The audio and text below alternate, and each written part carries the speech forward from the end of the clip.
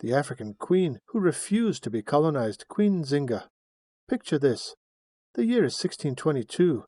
You are standing inside a grand stone building in the city of Luanda, on the west coast of Africa, a city that is half busy trading port, half military fortress, and 100% dangerous if you are on the wrong side of the people who run it. The room smells like sea salt and candle wax. Sunlight pours through high windows and falls in long golden bars across the stone floor. At the far end of the room, behind a large polished table of dark wood, sits the Portuguese governor, a powerful man, a proud man, a man who has traveled thousands of miles from Europe to govern this city and everything around it. He is the kind of man who is used to everyone doing exactly what he says, exactly when he says it, without questions and without hesitation. And he has set a little trap.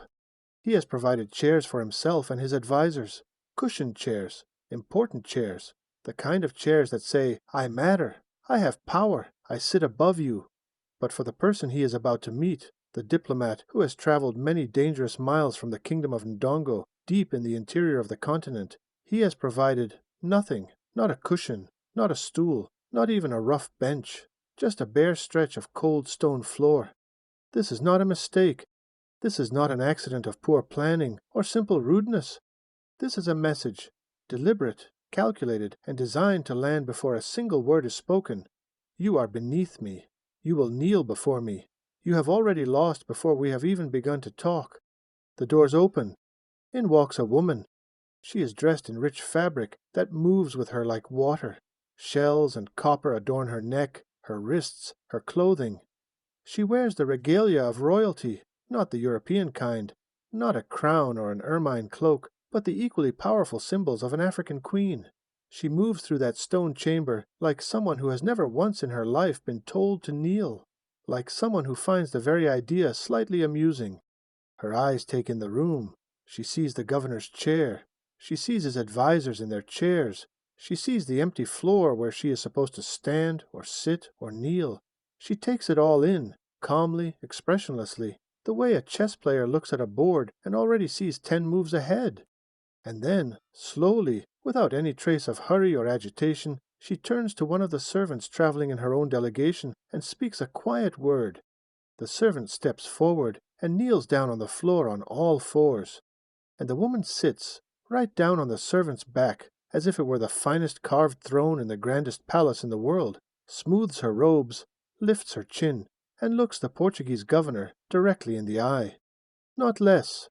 The governor blinks. His advisors shift in their cushioned chairs. The scribes and translators exchange uncertain glances.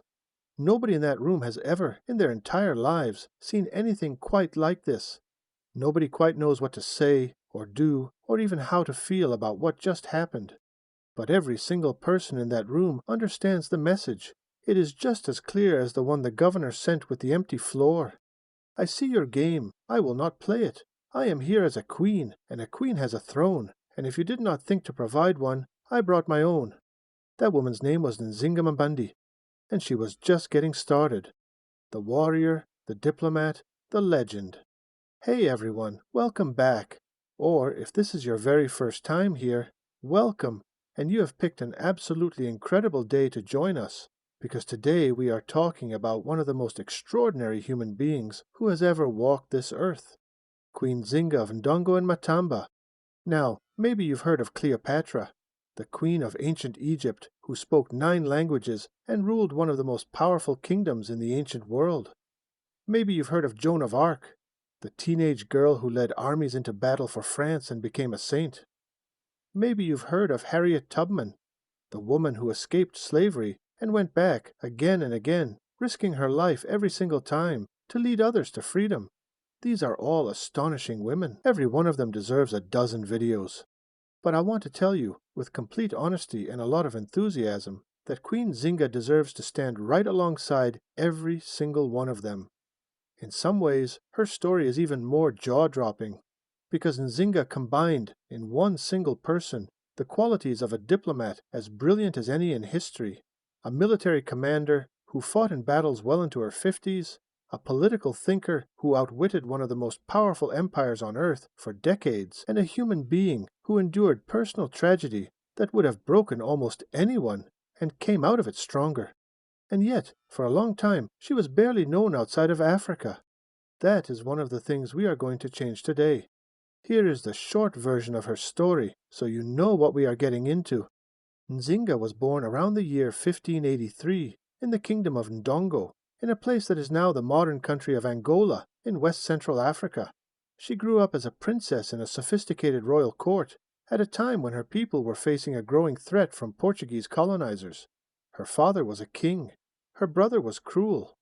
Her world was being turned upside down by the brutal transatlantic slave trade.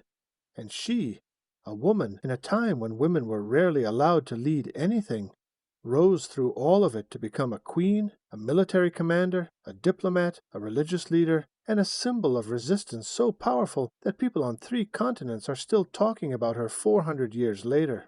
She lived until she was approximately 80 years old. That was almost unheard of in the 17th century.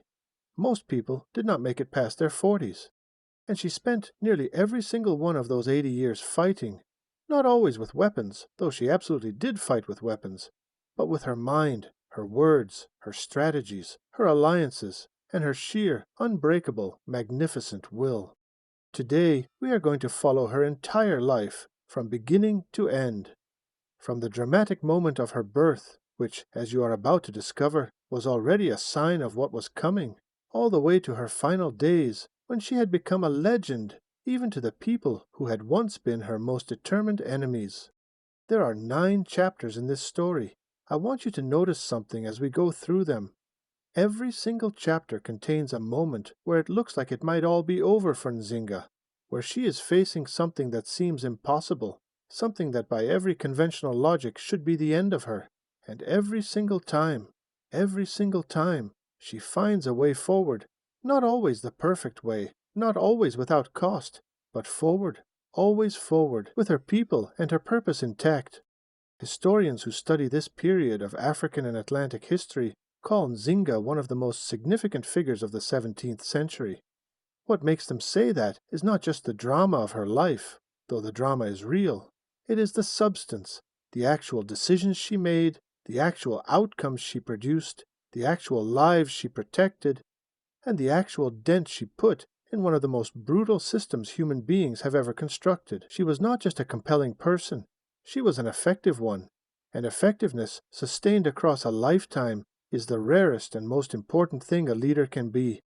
By the time we reach the end today, you will understand why there is a bronze statue of Nzinga standing in the capital of Angola, why her face appears on Angolan currency, why she is taught in schools not just across Africa, but around the world, why historians who study the transatlantic slave trade keep coming back to Nzinga as one of the most important resistors that history produced. Ready? Let's go back in time. Before we can understand Nzinga, we need to understand the world she was born into. Because the world she was born into was extraordinary, and it was also changing in ways that were very, very dangerous. Imagine Central Western Africa in the late 1500s. Close your eyes for a moment if you want, and really try to picture this. Thick green forests, dense with life, monkeys in the canopy, brightly colored birds darting between branches, rivers full of fish glittering in the sunlight, wide grasslands stretching to the horizon, dotted with termite mounds taller than a person, open savannas where antelope graze and lions rest in the shade of ancient trees, and woven through all of this, people, villages built from wood and clay and thatch, humming with the noise and energy of human life, children playing in the red soil outside their homes, farmers working fields of sorghum and millet and beans, craftspeople shaping iron into tools and copper into jewelry, markets full of color and noise and the smells of food being cooked over open fires, drummers sending complex messages across miles of forest, healers, priests, storytellers, kings and queens. This was the world of the Mbundu people. The Mbundu had lived in this region of Africa for thousands of years, long before any European had ever set foot on this coastline, long before anyone outside of Africa knew this part of the world existed. They were farmers and traders and warriors. They had their own science, their own medicine, their own philosophy. They spoke a language called Kimbundu, which is still spoken in Angola today. still alive after all these centuries, and they were organized into powerful kingdoms, sophisticated states with governments, laws, armies, courts, diplomats, and long traditions. The most important of these kingdoms for our story were called Ndongo and Matamba.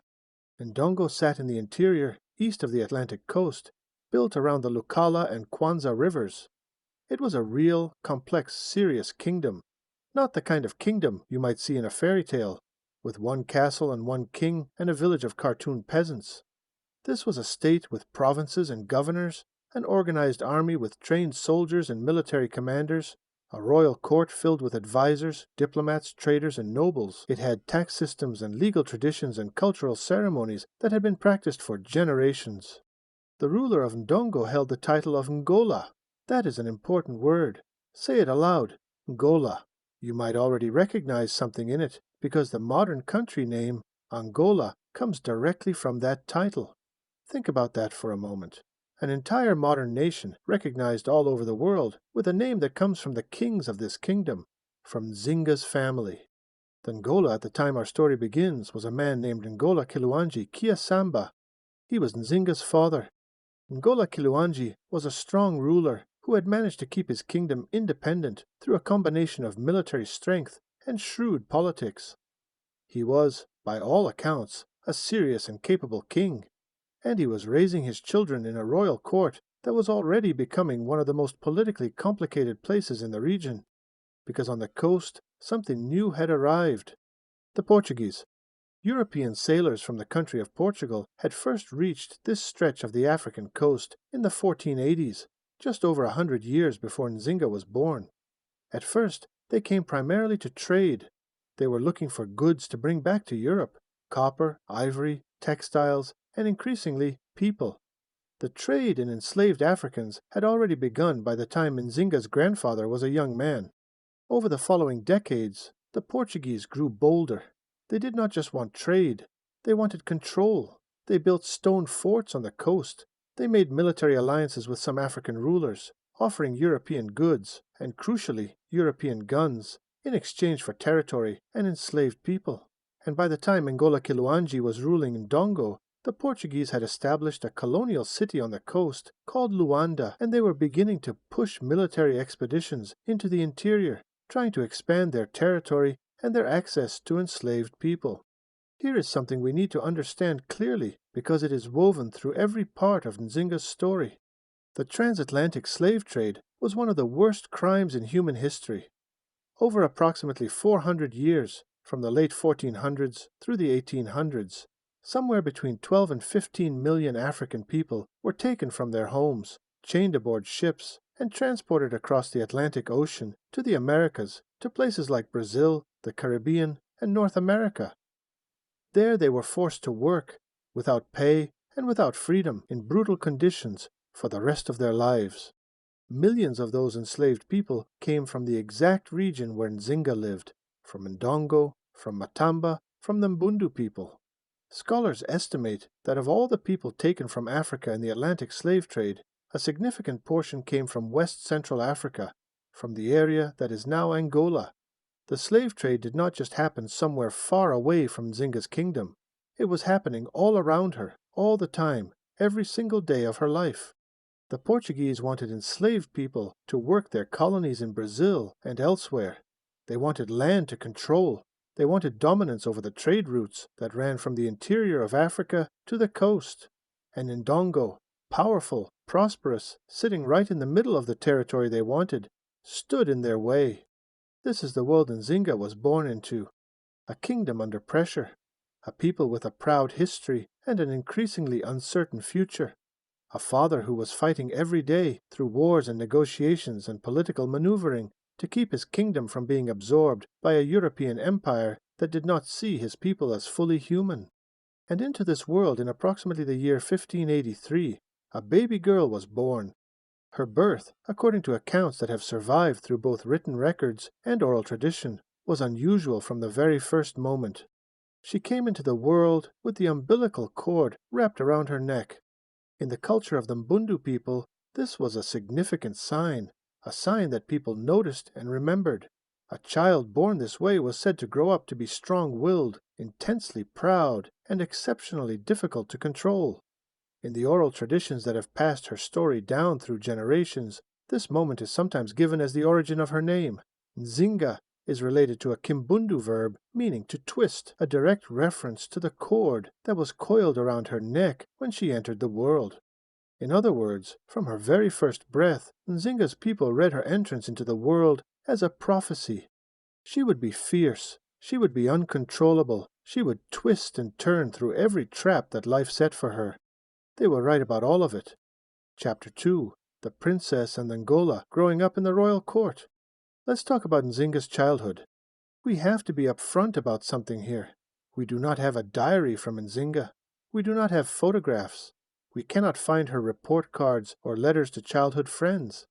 Many of the details of her early life come to us from accounts written down years or even decades later, some by European missionaries who knew her as an adult and were trying to piece together her history, and some from oral traditions, the living stories her own people passed down through generations of telling and retelling. This is how a lot of history from this time and place works, and it does not make the history less real. It just means we have to be thoughtful about what we know for certain and what we know through tradition. What we do know is this. Nzinga grew up in the royal court of her father, the Ngola Kiluanji. She was a princess of Ndongo. But in this kingdom, princess did not mean what it might mean in a story you read before bed. It did not mean sitting in a tower, waiting to be rescued, learning embroidery, and singing to birds. Being a child of the Ngola meant something completely different. The children of the Ngola were expected to be educated in the ways of governing. They were expected to understand politics, the alliances, the rivalries, the delicate calculations that kept a kingdom together. They were expected to learn military strategy, how armies move, how territory is defended, what makes a strong general, and what makes a foolish one. They were expected to understand diplomacy, how to negotiate, how to read the intentions of people across the table, how to make agreements that your kingdom could live with. The royal court was a kind of school, a very high-stakes, very complicated school, where the lessons were about power, survival, and leadership, and the failing grade was the destruction of your people. And Nzinga, according to every account we have, was a brilliant student. She was especially close to her father. The oral traditions of the Mbundu people, passed down through generations, tell us that Ngola Kiluanji took particular notice of his daughter's sharpness.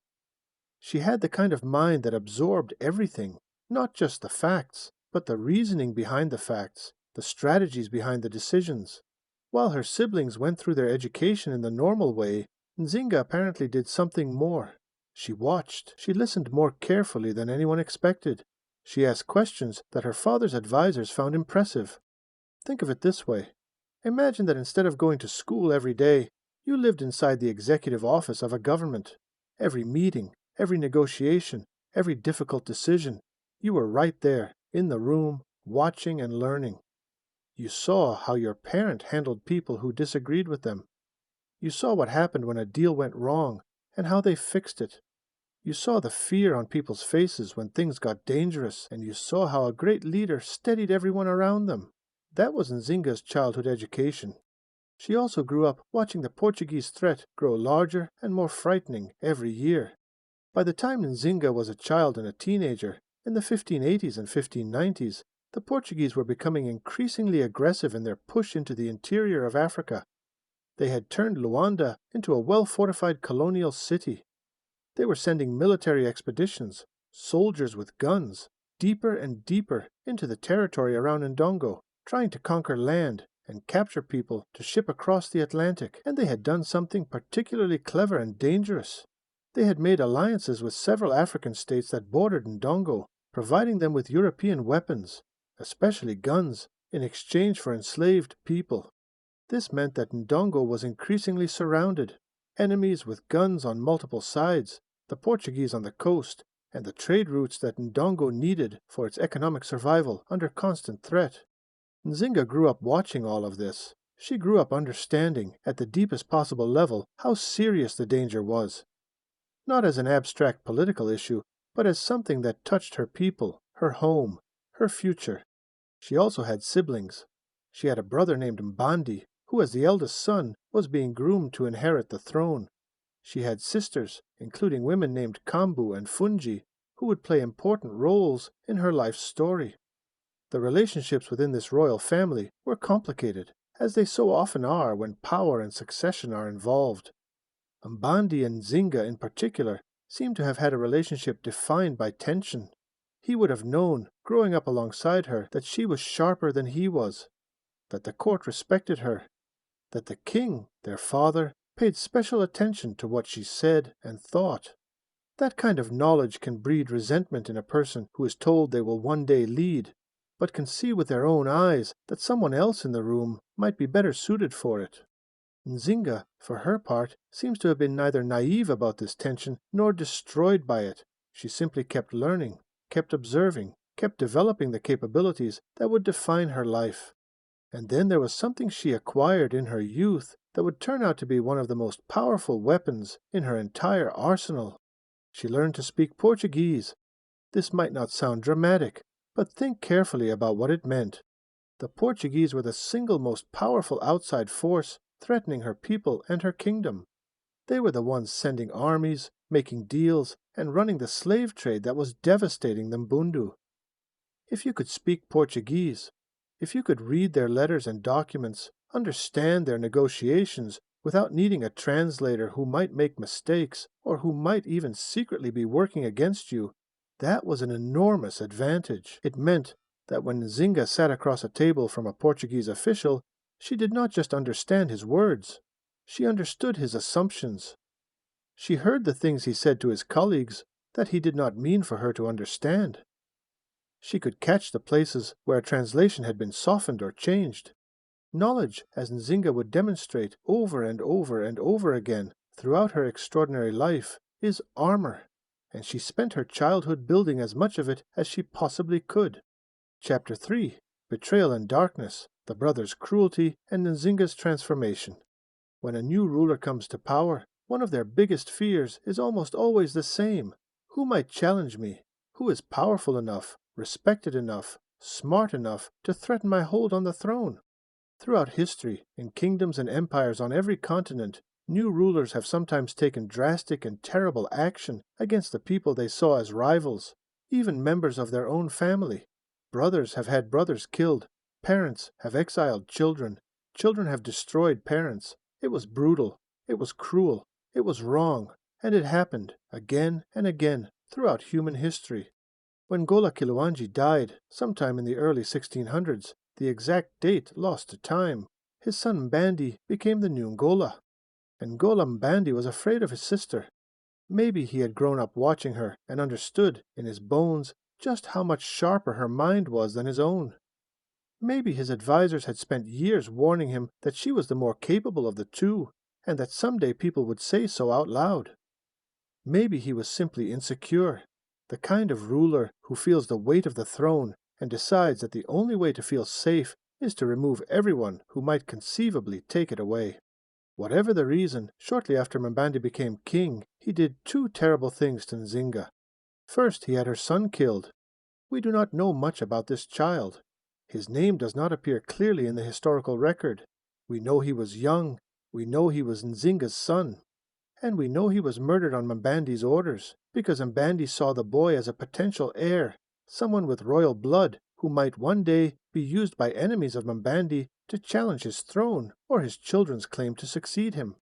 Second, and this was done as a deliberate act of cruelty and control, Mbandi had Nzinga forcibly sterilized so that she could never have more children.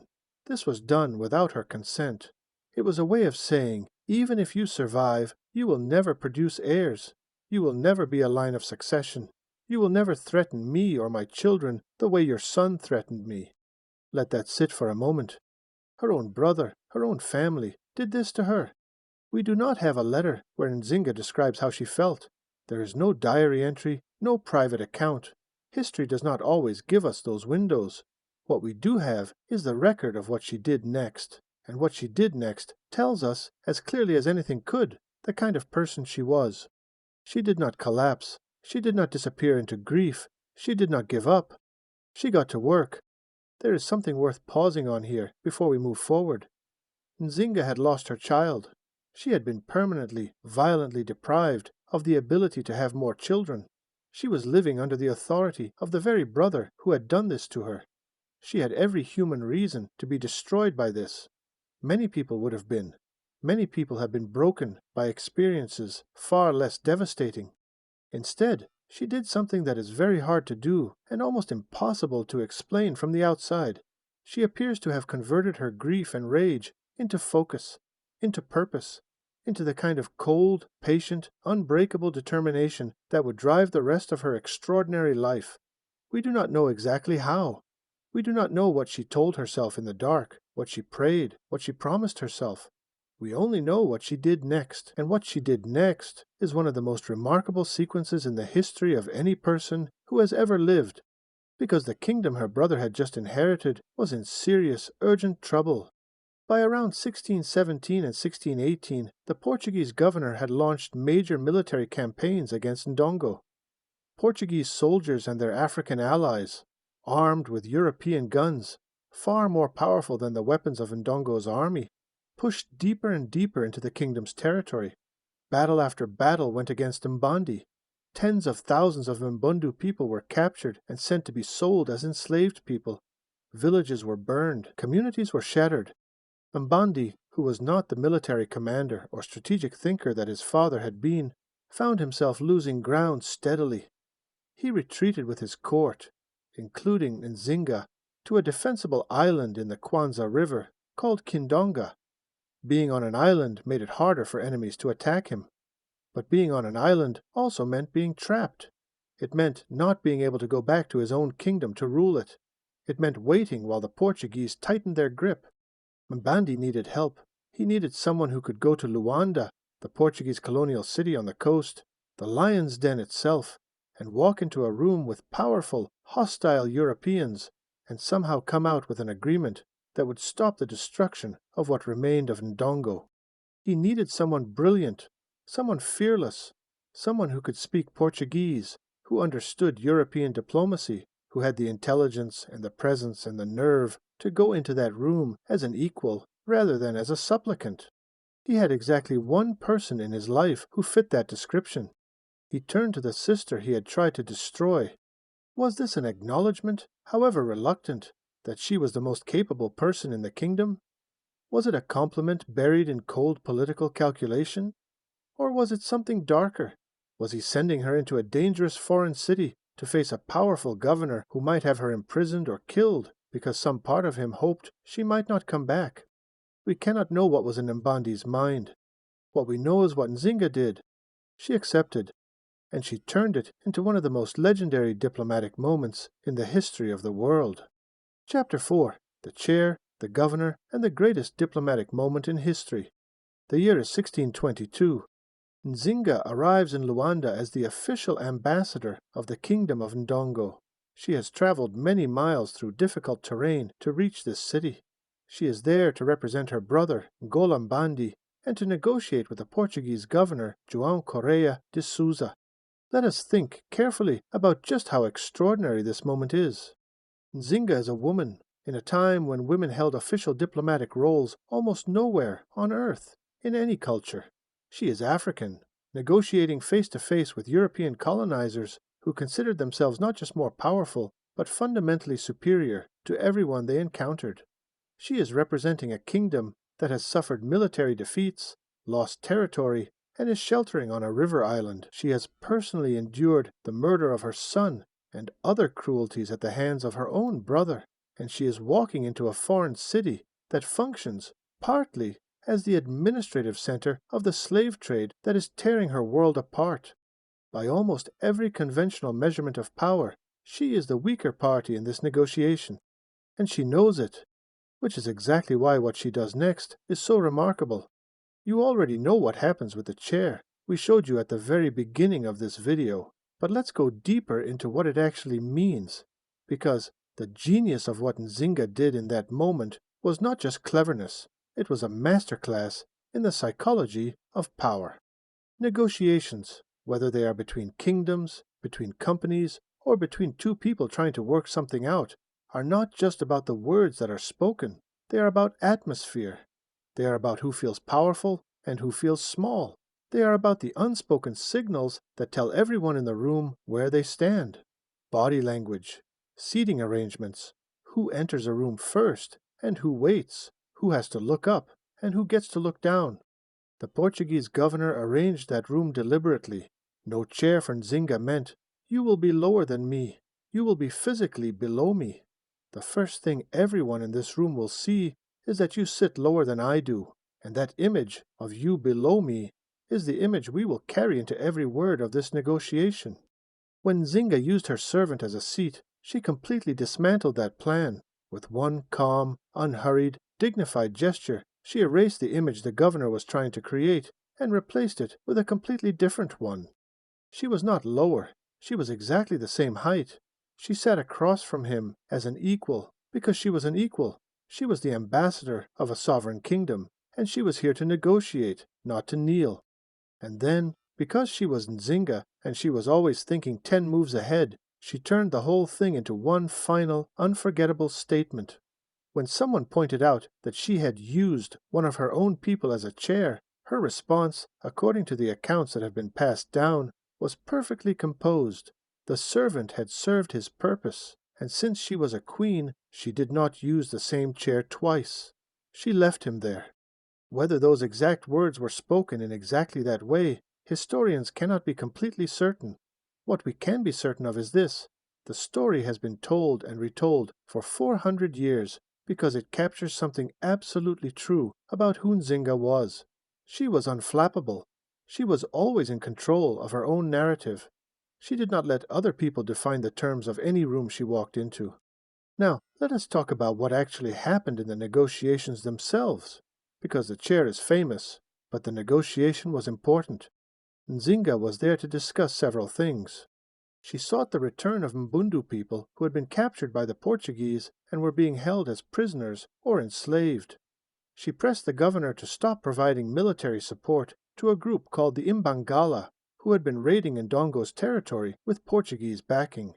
She asked for an end to Portuguese military aggression against Ndongo, and she sought something crucial: formal, official recognition that Ndongo was an independent sovereign kingdom, not a territory that the Portuguese had rights over, not a vassal state, but an equal party in an international negotiation.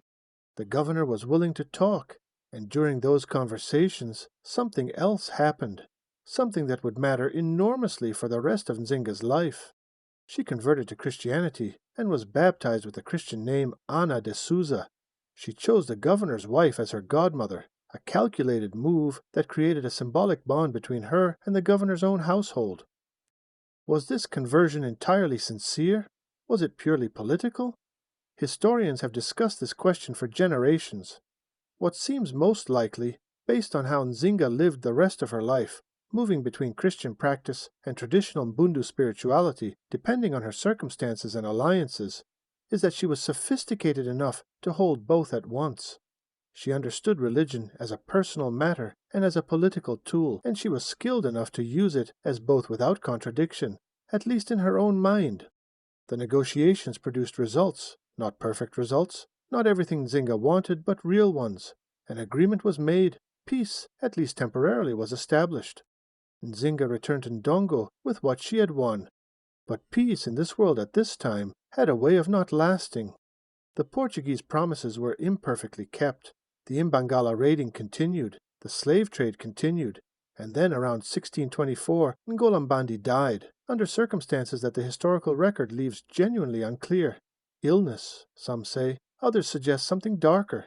We cannot know for certain. What we do know is this: the throne of Ndongo was empty, and Nzinga stepped forward. Chapter 5. Queen Nzinga takes the throne, power, politics, and a kingdom to save. When Ngolambandi died, there was technically a young son of his who could have taken the throne, a child heir. But a child king in a kingdom at war is a gift to your enemies, someone small, inexperienced, easy to manipulate, easy to push aside. In practice, someone would need to rule as regent in the child's name. Someone would need to be the actual decision-maker, the actual commander. Nzinga made her move quickly. She declared herself ruler of Ndongo. Now, This was not a simple or uncontroversial thing.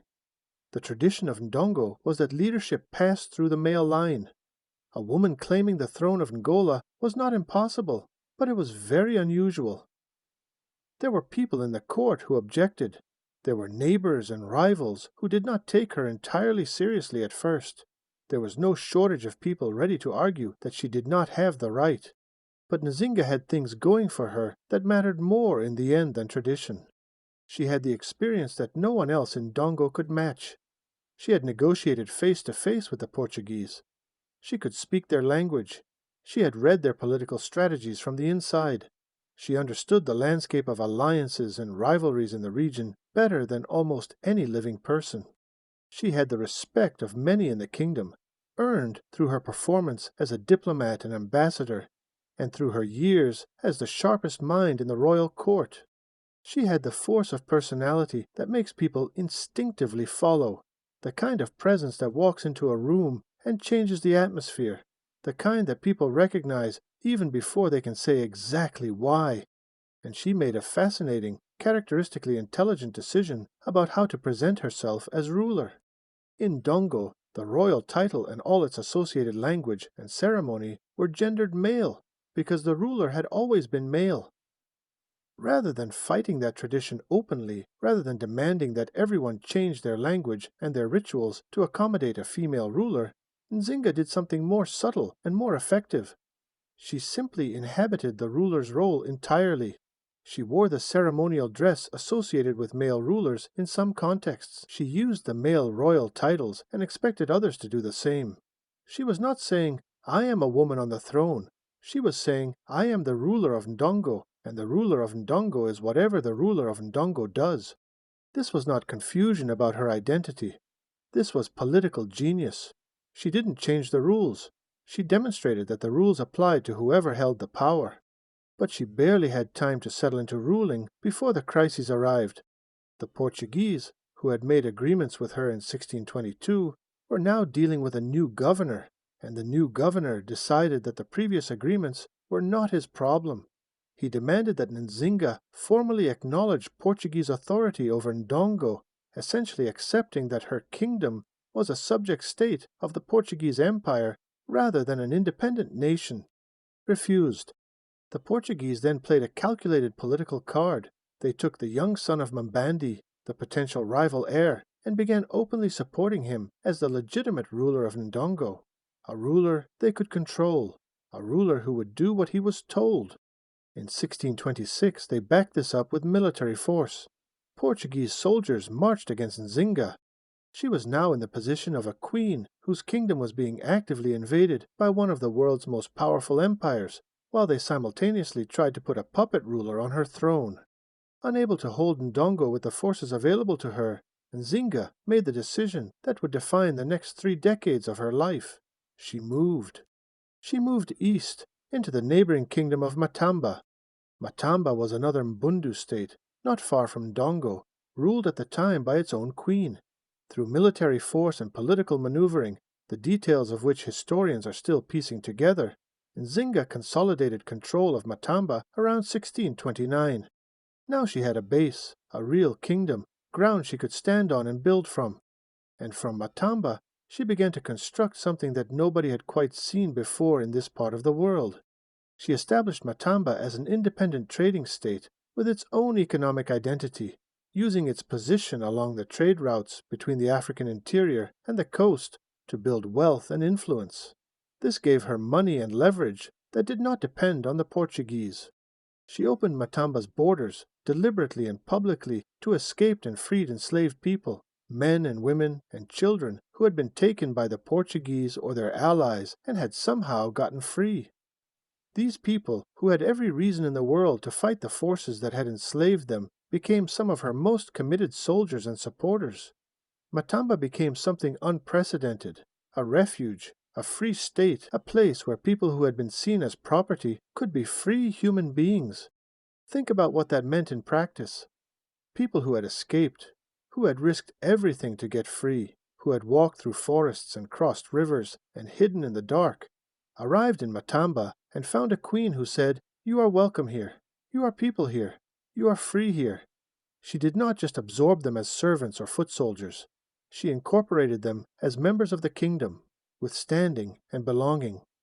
This was radical, this was transformative, and it meant that Matamba's population and military strength grew with every person who escaped Portuguese control and made their way to her. She formed an alliance with a group called the Imbangala.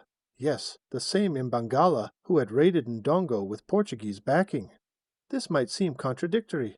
Why would she ally with people who had helped devastate her homeland?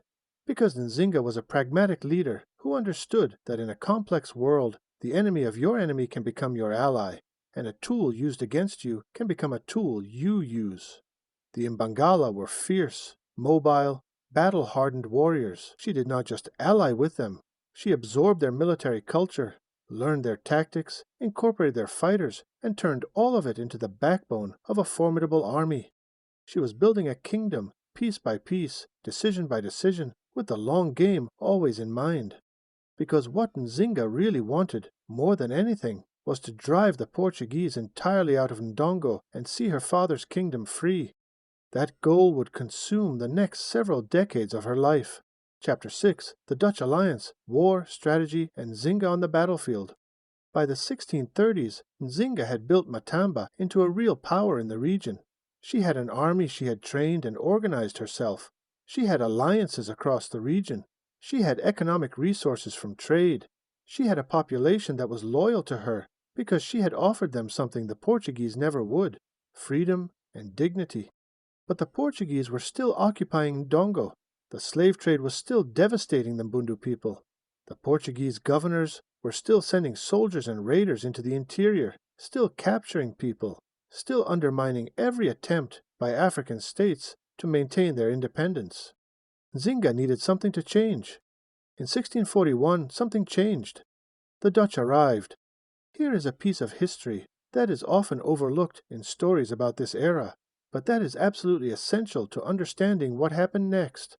In the 1600s, the Netherlands was a rising imperial power, building trading networks across Africa, Asia, and the Americas, and they were engaged in a fierce global competition with Portugal, fighting over the same trade routes, the same ports, the same sources of wealth.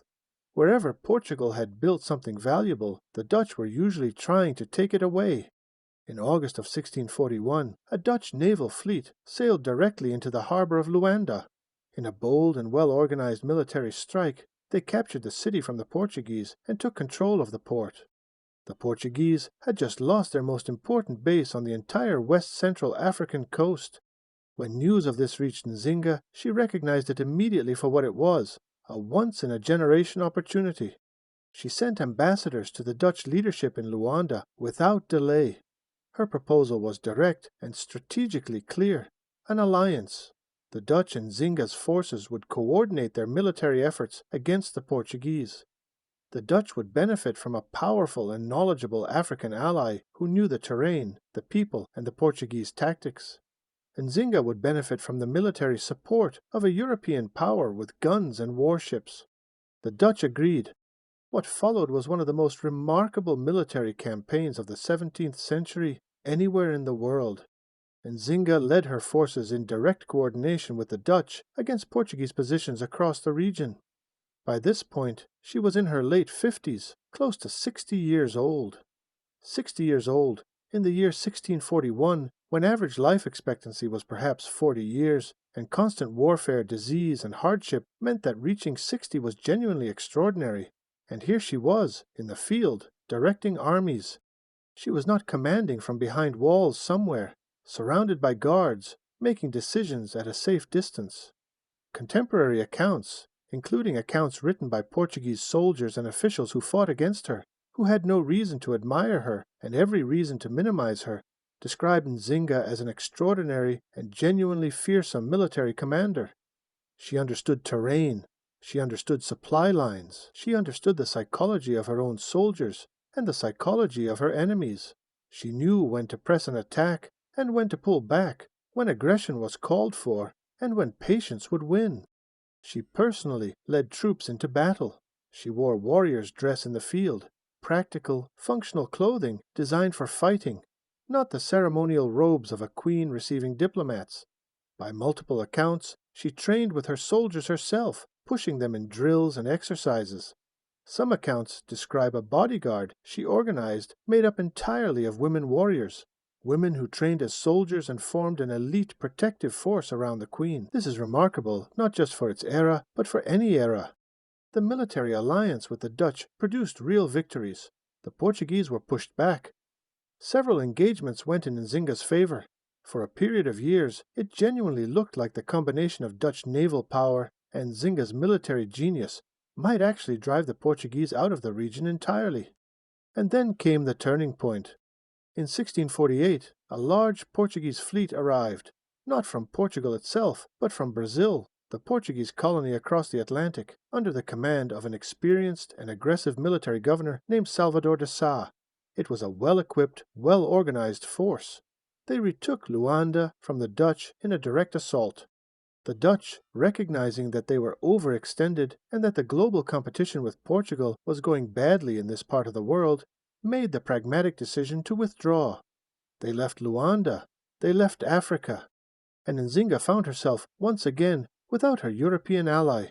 The Portuguese were back in control of the coast. The momentum of the previous years evaporated. A lesser leader might have given up, might have looked at the situation, decade after decade of fighting, a Dutch alliance that had collapsed, a Portuguese empire that kept coming back, and decided that the only rational choice was to negotiate from weakness and accept whatever terms were offered. Nzinga did not give up. She retreated to Matamba and kept fighting. When the Portuguese sent military expeditions into her territory, she fought them off. When they tried to negotiate on terms that would have required her to acknowledge their authority, she refused. When they captured her sisters, Kambu and Fungi, women who had been part of her court and her life for decades, and held them as leverage, even that did not break her. She kept organizing, she kept ruling, she kept protecting her people. And slowly, over years that became a decade, and a decade that stretched toward 2 decades, the Portuguese came to understand something that they had not wanted to believe. They could not destroy her. Chapter 7, Peace on Her Own Terms, the Final Negotiations and the Return of Dignity. By the early 1650s, Nzinga was somewhere between 65 and 70 years old. She had been fighting the Portuguese in one form or another for more than 3 decades. She had outlasted multiple Portuguese governors. She had outlasted her treacherous brother. She had outlasted the Dutch alliance. She had survived exile from her homeland, the loss of her son, the capture of her sisters, the collapse of alliances, battlefield defeats, and political reversals that would have ended the careers and the lives of almost any other leader. And she was still there, still the Queen of Matamba, still ruling, still fighting. The Portuguese, by the early 1650s, had come to a pragmatic and somewhat reluctant conclusion. Central Africa was not going to be simply conquered and absorbed while Nzinga was alive. She had demonstrated, year after exhausting year, that she was militarily capable of resisting them, diplomatically too sophisticated to be easily tricked or manipulated, and politically too respected by her own people to be replaced. Continuous warfare was expensive. The resources spent fighting Nzinga were resources that could be used elsewhere. And Matamba, under her rule, had become an important part of the regional trading economy. It made practical economic sense to deal with it rather than fight it. Around 1657, formal peace negotiations began between Nzinga and the Portuguese colonial authorities. And this time, the atmosphere of those negotiations was completely different from anything that had come before. This was not 1622, when Nzinga had walked into a room as the ambassador of a weakened kingdom and faced a governor who thought he could intimidate her with an empty floor. This was 35 years later. She came to these negotiations having demonstrated in every possible way that she would not be defeated. She came as the ruler of an independent kingdom that had held its own against a European empire for decades. She came with the respect, however grudging, of the people across the table. The peace that was negotiated was imperfect. It always is. The slave trade from the region did not end. Portuguese colonial presence along the coast did not disappear. The forces that Nzinga had been fighting against were enormous, backed by the power and wealth of an empire that spanned 3 continents and no single person, however extraordinary, could make all of that simply go away. But what she achieved was real, and it was significant. The agreement formally recognized Matamba as an independent sovereign kingdom. It acknowledged Nzinga as its legitimate ruler, not a rebel, not a criminal, not an obstacle, but a queen with the right to govern her own people. It opened trade relations on terms that were more equitable than anything the Portuguese had offered any African ruler in the region before. She had gone into the fight as a displaced queen without a kingdom of her own, and come out of it with a recognized, independent state that she had built from scratch and defended for 3 decades. That is not a small thing. That is extraordinary. During this final period of her life, something else happened that tells us a great deal about who Nzinga was as a complete human being, not just as a warrior or a politician. She returned to Christianity. She had been baptized as Ana de Souza in 1622, but had moved away from Christian practice during the decades when she was allied with the Imbangala and fighting the Portuguese, for whom Christianity was both a faith and a colonial tool. Now, with peace at hand and a new group of missionaries in her kingdom, Italian Capuchin friars, who were not Portuguese and were not directly tied to the colonial project, she reconnected with Christian practice. The relationship between Nzinga and these Capuchin missionaries is one of the most touching and interesting parts of her late life. They treated her with genuine respect, which was not something she had experienced from every European she encountered. She engaged them in long, real conversations about faith and philosophy. She allowed them to build churches in Matamba. She attended Mass. She made significant religious commitments. She also used her influence to create community structures, funded by her court, supported by the missionaries, that could care for people who had been freed from slavery. One of these friars, Giovanni Antonio Cavazzi, wrote about Nzinga in his accounts of the region with remarkable detail and warmth. His descriptions, while inevitably shaped by the biases of his time, give us one of the most vivid portraits we have of Nzinga in her later years. He described a woman who was still sharp, still commanding, still in control of everything around her. She held court and received visitors. She made decisions. She organized elaborate cultural celebrations, dances, feasts, ceremonies that gave her people joy and pride and a sense of belonging to something worth belonging to. She was, he wrote, someone whom everyone around her instinctively deferred to, not because they were required to, but because her presence commanded it naturally. She had not faded. She had not become a symbolic grandmother figure on a throne while others actually ran things. She was, to the end, the queen. Chapter 8, The Last Years, Legacy, Death, and a Legend That Would Not Die. In the early 1660s, Nzinga was somewhere between 75 and 80 years old. In the 21st century, 80 years does not sound impossibly old. We know people in their 80s who garden and travel and read voraciously and argue vigorously about things they care about. But in the 17th century, in a world without vaccines or antibiotics or modern medicine, where disease killed people young and violently and often, where the physical demands of simply surviving were enormous, where war and hardship were constant, reaching 75 was extraordinary. Reaching it while having personally led armies into battle, endured political exile, survived the murder of a child, governed a kingdom through decades of crisis, and negotiated with European empires on equal terms was, by any measure, almost beyond belief. And yet there she was, still in Matamba, still ruling, still herself. In her final years, by all accounts, Nzinga focused on preparation. She thought carefully about succession, who would come after her, how the kingdom she had spent her life building would be sustained. She worked to ensure that the peace she had negotiated with the Portuguese would outlast her. She continued to attend to the needs of the freed and escaped enslaved people who had made their homes in Matamba under her protection. She also asked, before she died, to receive the last rites of the Catholic Church, a formal final sacrament, a declaration of her faith made at the very end of her life. On December 17, 1663, Nzinga Mbandi, Queen of Matamba, died. She was approximately 80 years old. The news of her death traveled across the region. The Capuchin missionaries who had known her mourned her passing and recorded it carefully. The Portuguese colonial authorities recognized that an era had ended. that the woman who had been for more than 30 years the most formidable opponent they faced in this part of Africa was gone, and the Mbundu people mourned her as they mourn a great protector, with sorrow and with pride. Giovanni Antonio Cavazzi wrote of her death with a kind of detail reserved for someone whose passing genuinely matters. He captured someone who had, over the course of a long and turbulent life, become something rare, a leader who was both feared and genuinely loved, feared by her enemies, for obvious reasons, loved by her people because she had spent her life trying, really trying, at enormous personal cost, to protect them.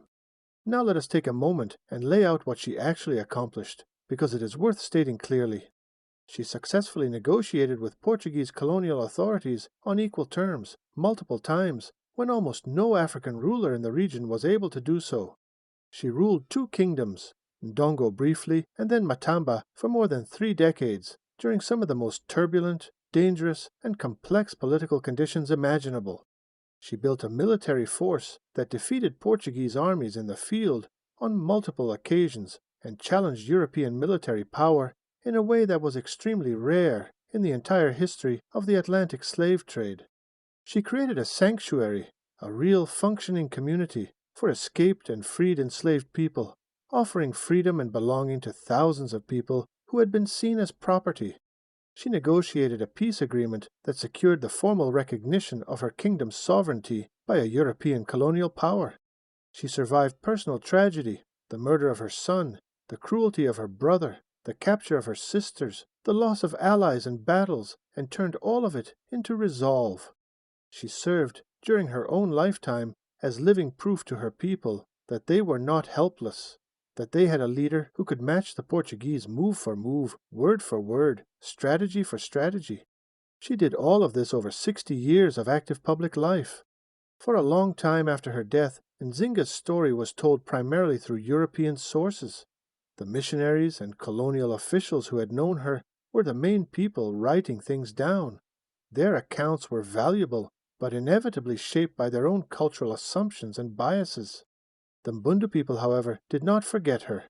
Her story was passed down through oral tradition, through the songs and stories and community memories that are as real a form of history as any written document.